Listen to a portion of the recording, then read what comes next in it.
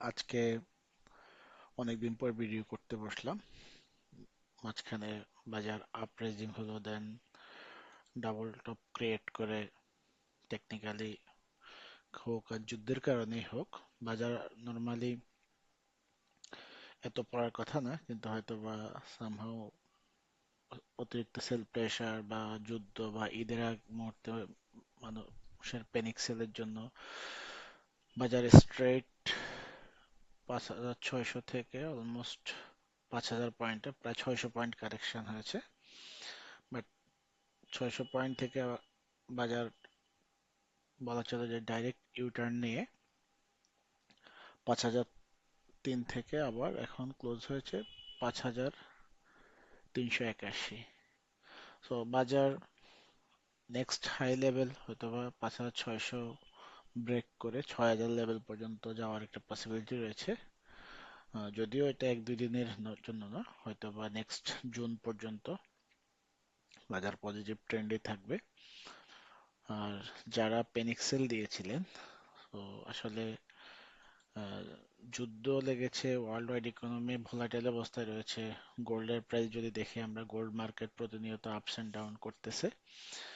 But এই মুহূর্তে পেনিক্সেল দেওয়ার আগে একটু চিন্তা ভাবনা করে দেওয়া উচিত ছিল।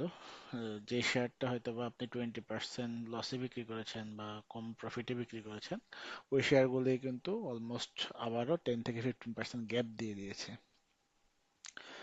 সো বাজার নিয়ে ইনশাল্লাহ আশা করি সামনের দিনগুলো, কারণ যদি টেকনিক্যালিও দেখি, এমএসিডি সেল প্রেশার কমে এসে অলরেডি পজিটিভ ট্রেন্ডে মুভ করতেছে, মানি ফ্লো বাড়ছে, এবং আরএসআইও যতটুকু কারেকশন হওয়া দরকার 30 লেভেলে অলমোস্ট চলে এসেছিল। সো সবগুলো টেকনিক্যাল ইন্ডিকেটরই পজিটিভ ট্রেন্ড শো করছে। সো আজকে একটি শেয়ার নিয়ে কথা বলবো, সেটা হচ্ছে সি পার্ল। সো এই শেয়ারটি যদি আমরা দেখি, প্রতি বছরের ন্যায় এবারও আমরা যদি একটু টেকনিক্যালি দেখি, 31 টাকায় অনেক দিন এখানে প্রায় নভেম্বর থেকে অলমোস্ট অলমোস্ট যদি বলি নভেম্বর থেকে আহ, ফেব্রুয়ারি মিড পর্যন্ত, প্রায় নভেম্বর ডিসেম্বর যেন 3 মাসের মতো এখানে জিগজ্যাগ করেছে, মানে অ্যাকুমুলেশন ফেজে ছিল, এখানে কালেকশন হয়েছে। সো কালেকশন শেষ করে দেন প্রথমে 38 টাকার লেভেলে একটি ব্রেকআউট দিয়েছিল।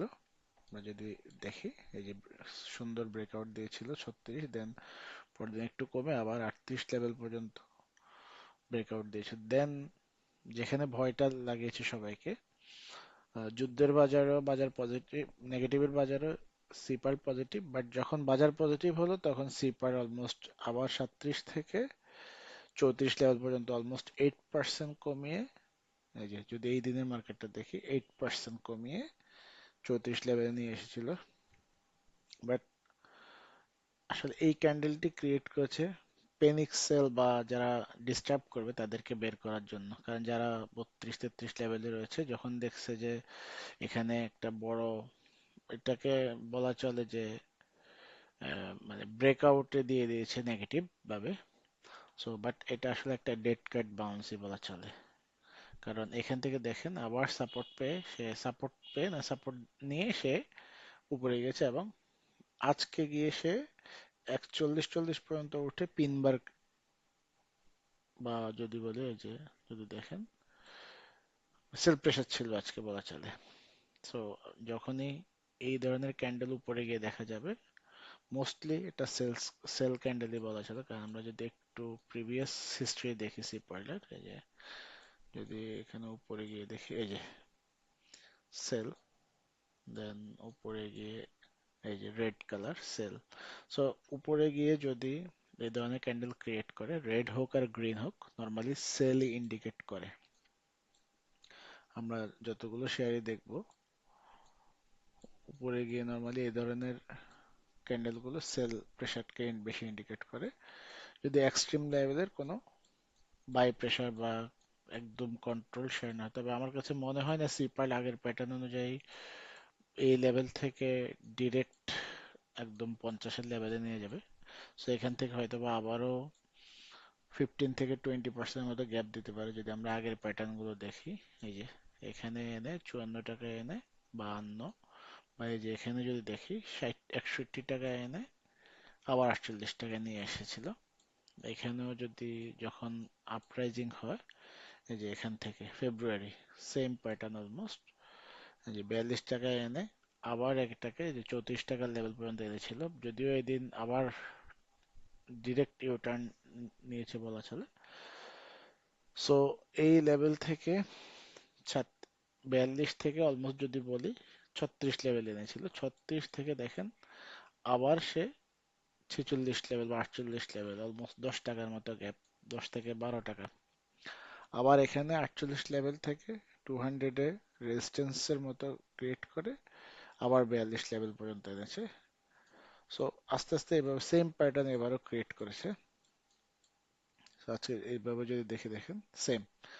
সো এই শেয়ারটিতে নজর রাখতে পারেন, যদি নেক্সট কারেকশন হয় 36-37 লেভেলে পজিশন নিতে পারেন সিপারলে। দেন যদি আসি চার্টার্ড লাইফ, এই শেয়ারটিও অনেক দিন ধরেই বলা চলে প্রাইস ধরে রেখেছিল 58 লেভেলে।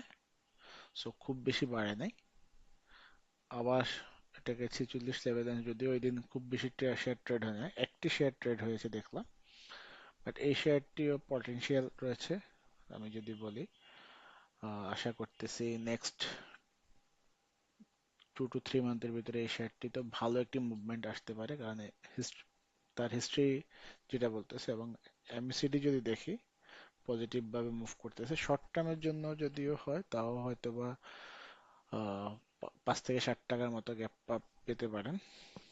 এই লেভেল থেকে হয়তো বা 65 লেভেলে একটি রেজিস্ট্যান্স রয়েছে, 61 লেভেলে রয়েছে। সো যদি শর্ট টার্মের জন্য হয় তাহলে বলবো যে 65 লেভেল পর্যন্ত যে যে রেজিস্ট্যান্স রয়েছে ওই লেভেলে গেলে ছেড়ে দিতে পারে। আর যদি একটু লং টার্ম এই শেয়ারটি নজর রাখেন, তাহলে এই শেয়ারটিও যদি দেখি যে লাস্ট ইয়ার হিস্ট্রি যদি দেখি, যে মার্চ মাসে দেখেন এখানে জিগজ্যাগ করেছে 41 টাকা, দেন এপ্রিল পর্যন্ত 51 টাকা, দেন আবার জিগজ্যাগ করেছে এপ্রিল মে, দেন জুন পর্যন্ত 54 টাকা, দেন 54 থেকে আবার কারেকশন নিয়ে জুলাই আগস্টের দিকে আবার 66 টাকা। সো এই শেয়ারটি আপ ট্রেন্ডে রয়েছে। সো এই দুটি শেয়ার নিয়ে আজকে বললাম, দুটি শেয়ারই নজর রাখতে পারেন।